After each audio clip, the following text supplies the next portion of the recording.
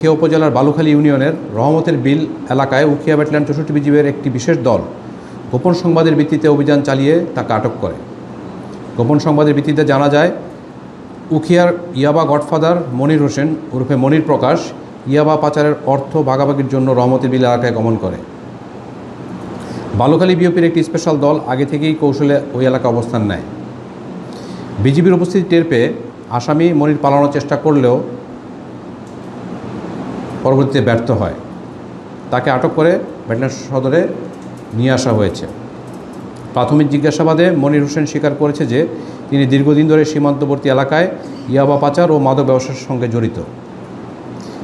এছাড়া তার বিরুদ্ধে একাধিক হত্যা ও মাদক ওয়ারেন্ট রয়েছে এবং তিনি উখিয়া থানার বহুল আলোচিত শাহজাহান হত্যা মামলার প্রধান আসামি।